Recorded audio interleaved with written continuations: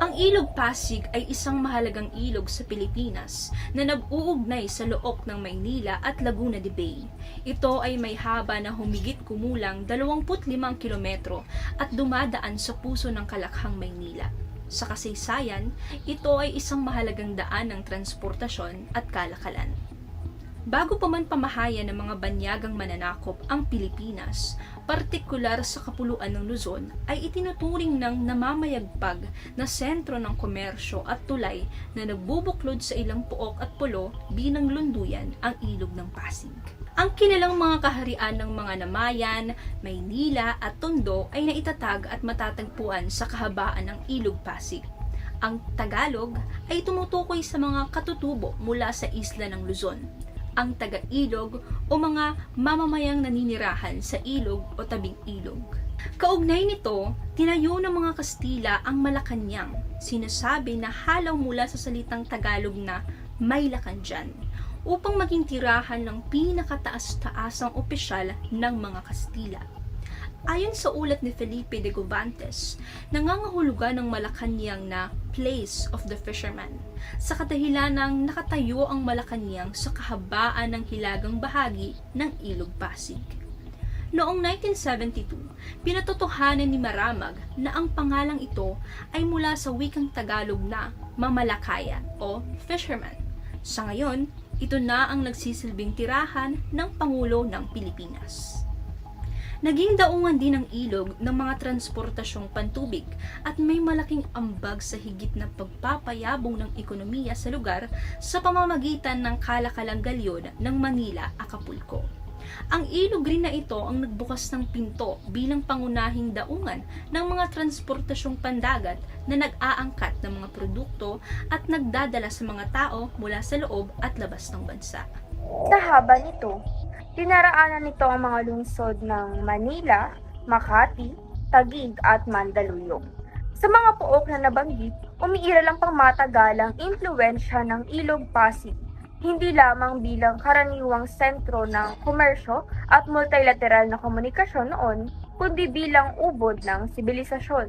Maaari itong maikumpara sa ilog na nagbunsod ng sibilisasyon sa gitnang silangan, ang Tigris at Euphrates, na siyang duya ng sibilisasyon ng matandang Mesopotamia, ayon ito kay Hussein noong 2021. Bukod pang patunay nito ay ang mga katawagang hango mismo sa katangian, disposisyon at posibleng geograpikal na katangian ng Ilog Pasig. Kung kaya't mahihinuhang hindi lamang bastang sumulpot ang mga katawagan sa isang partikular na puok, at maaaring may dahilan at arbitraryo itong naisakatuparan. Ang mga salitang ito ay lunduyan ng kasaysayan ng bayan. Bago pa man sakupin ng mga Kastila ang Pilipinas, ay mayroon ng sistematikong pamumuhay ang ating mga ninuno. Mayroon silang sariling gawi, kultura, paniniwala, pamumuhay, at wika.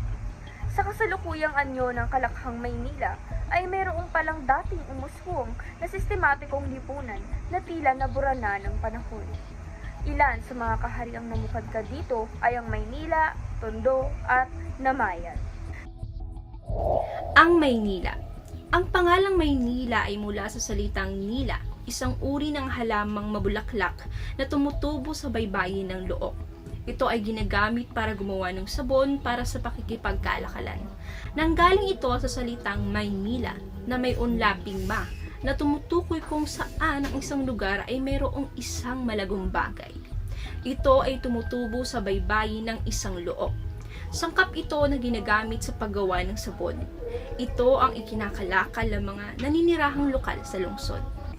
Ang nila ay isang salitang Sanskrit at dito nakukuha ang pangkulay na indigo. Kalaunan, ang Maynila ay naging Manila na ginamit ng mga Espanyol na pangalan ng lugar.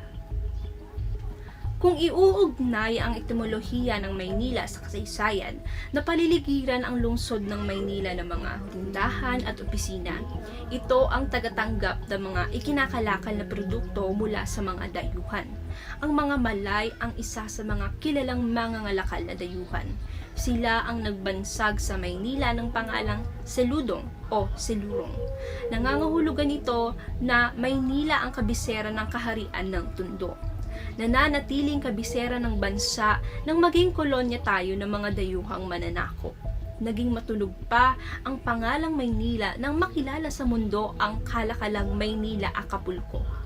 Ito ang naghahatid ng mga kagamitan mula sa Mexico patungong Timog Silangang Asya. Kilala noon ang Maynila bilang sentro ng kalakalan. Sa kasalukuyan, masasabing ay Maynila ay nananatiling sentro ng kalakalan. Ito ang kasalukuyang punong lungsod ng bansa. Ang Tondo ay nagmula sa katawagang Tondo sa river mangrove na tinatawag na tundok o tinduk-tindukan na tinuturing native o katutubong puno ng Pilipinas at nasa ilalim na ng kategoryang near threatened tree. Ito ay karaniwang tumutubo sa baybayin o sa mga estero.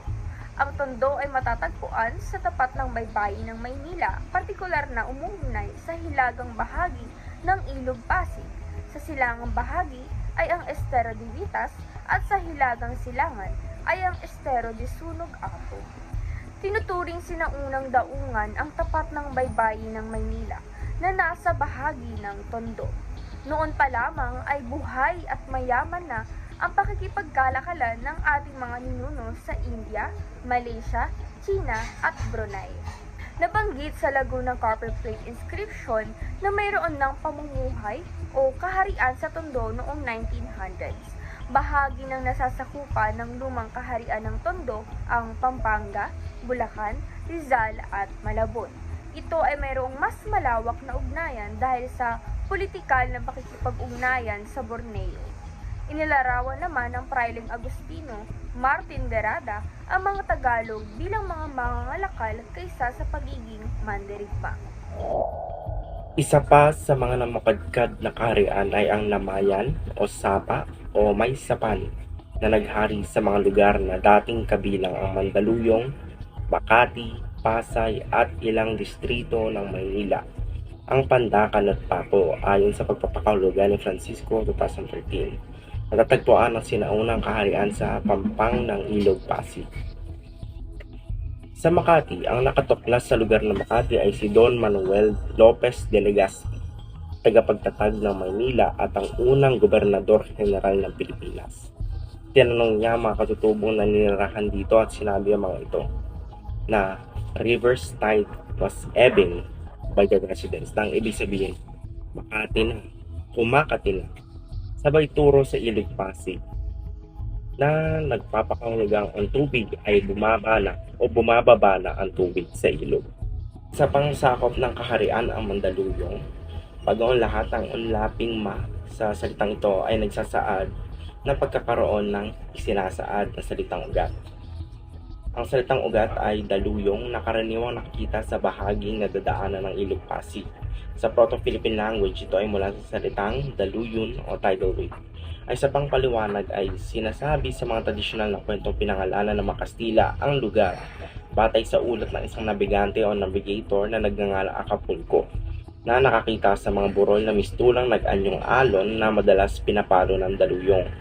Ayon naman kay Felix de la Huerta, isang historiador na Franciscano, pansin-pansin ang gumugulo ng topografiya ng lupain ito ang Mandaluyong na tila ay kahawig ng mga higanteng alon ng dagat. Susunod, maaring ang pangalan din ng lugar ay mula sa pangalan ng puno na luyong o anahaw dahil maraming puno ng luyong sa lugar na ito. Sunod na sakop ng kaharian ay ang Taguig na nagmula naman ito sa katawagang Tagagiig, punsod sa mga nirahang magsasaka at mangingisda sa lugar, punsod ng kahirapan sa pagbigkas ng mga Kastila sa Tagagiig ng magawi sa lugar sa pamamagitan ng Ilog Pasig sina Fraile Alfonso de Alvarado at Conquistador Rey Lopez de Villalobos. Nasa tunog ng Taguig lamang ang kanilang nababanggit. Kalaunay naging Tagiig. Bagamat ang salitang giig ay nakapunto sa pagsasaka, hindi naman nawala ang esensya ng Ilog Pasig sa ilang orihinal na baryo ng Taguig na hanggang ngayon ay ginagamit pa rin, kagaya ng Wawa. Ito ay nangangahulugang bunganga ng ilog o lugar kung saan nagtatagpo ang ilog at ang dagat. Natatagpuan sa hilagang bahagi ng Barangay Wawa ang Ilog Taguig, na umuugnay naman sa Ilog Pasig at iba pang sangang ilog ay patungo naman sa direksyon ng Laguna de Bay. Bilang konklusyon, ang Ilog Pasig ay may tuturing na duyan ng sibilisasyon sa kapuluan ng Pilipinas, lalo't isa ito sa mga prominenteng ilog sa bansa. Bago pa man dumating ang mga dayuhan ay may mga anyo na ng lipunan, gaya ng mga kahariang umusbong kalapit ng Ilog Pasig.